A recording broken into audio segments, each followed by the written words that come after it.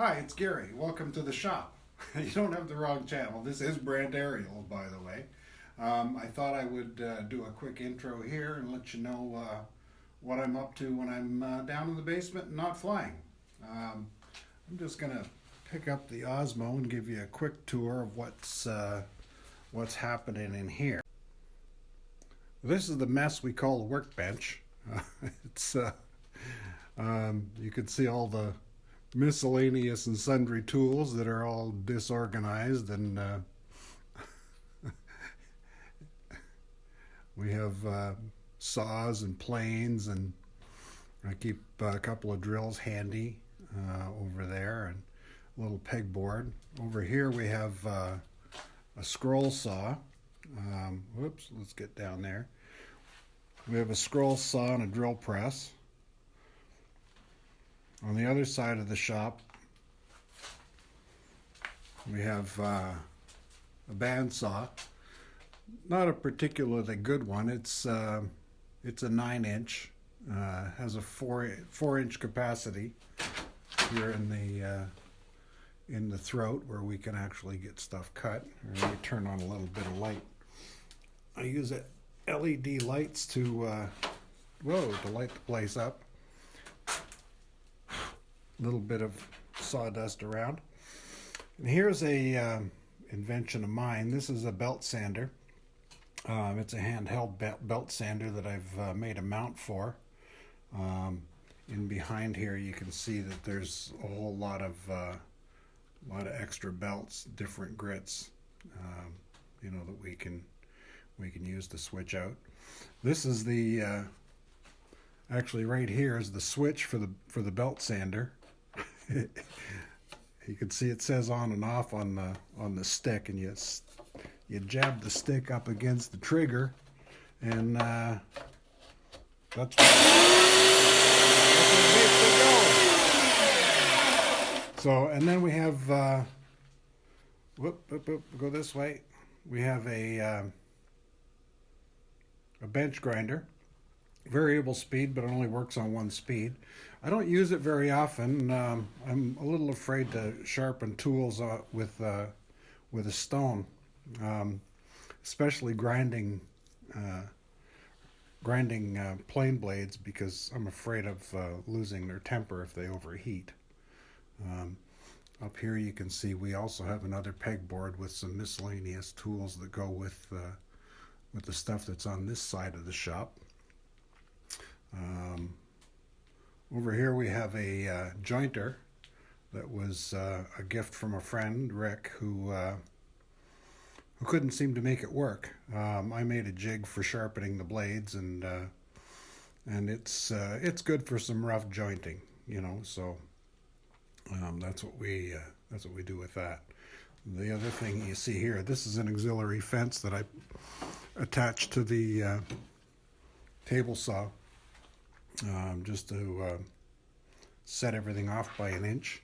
It's MDF with a laminate on it, so it's nice and smooth.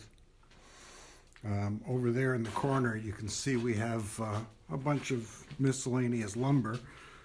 Some of these are fence boards from back in the day.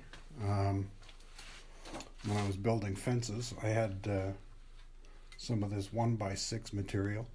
This stuff here is old cedar that came out of the house. This is old growth cedar, and it will be made into boxes or bird feeders or something like that.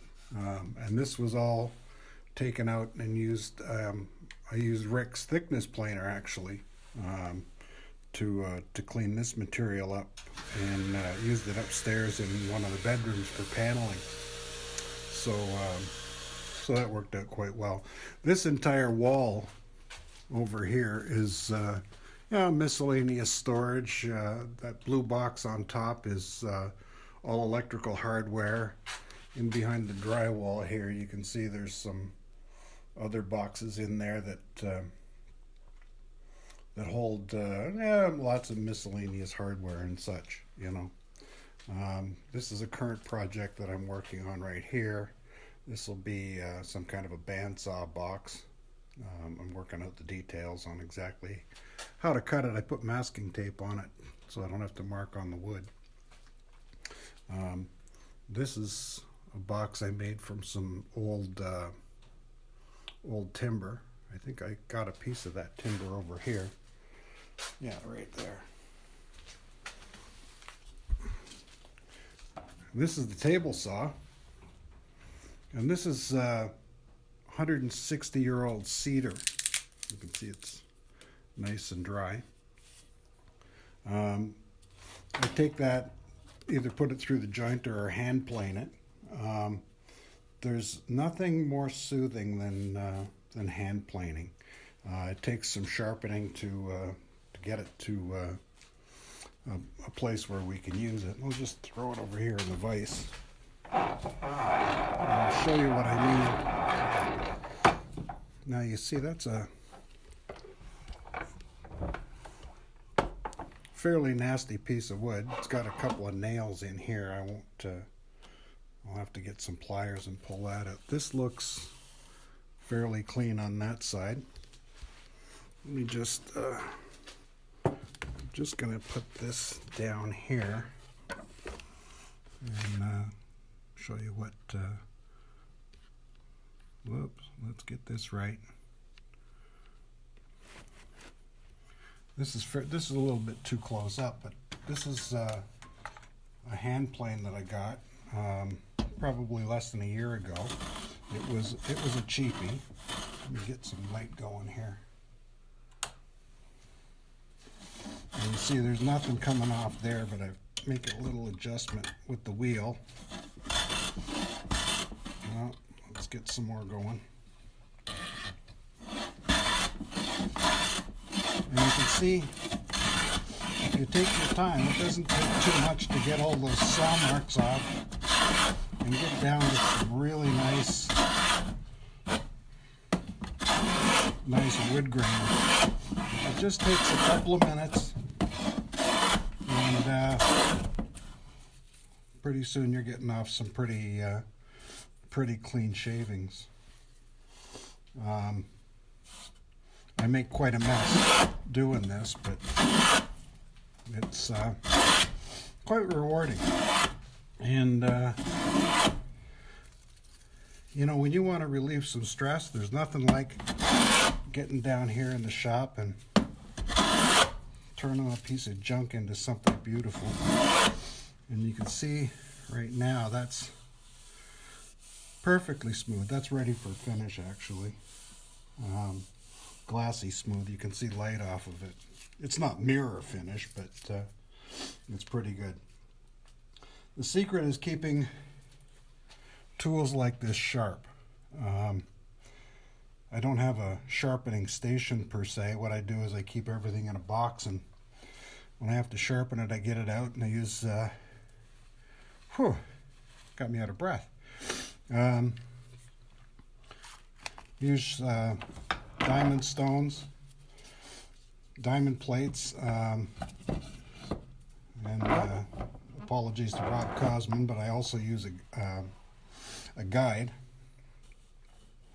and I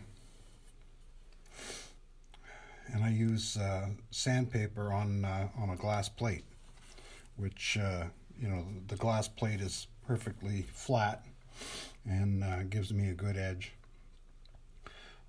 This little plane here, I don't know if you can see that little block plane belonged to my grandfather.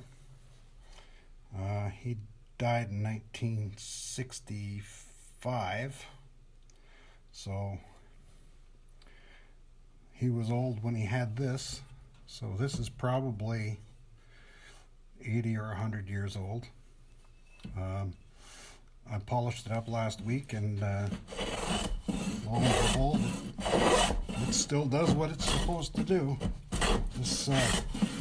This is technology that will last forever. You can see there it's pulling off a decent shaving. All I had to do was sharpen it, tune it up, sanded the bottom flat, and got things in order. There's something very satisfying about being able to do that. Another another heritage piece. I know it doesn't look like much.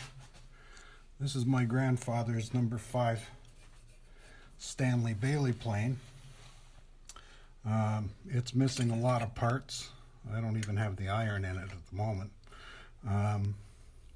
It needs a little brass adjusting knob here that moves the plane iron up and down. The adjustment or the lever cap is broken, so I'll have to get another one of those. I have a handle for the front. The back tote is in pieces, so I'll have to fabricate one of those. De-rust it. Looks like it was broken at some point and welded, but it worked for him, so I'll make sure it works for me. But anyway, that's a quick shop tour. We'll go upstairs and get back to our regular programming.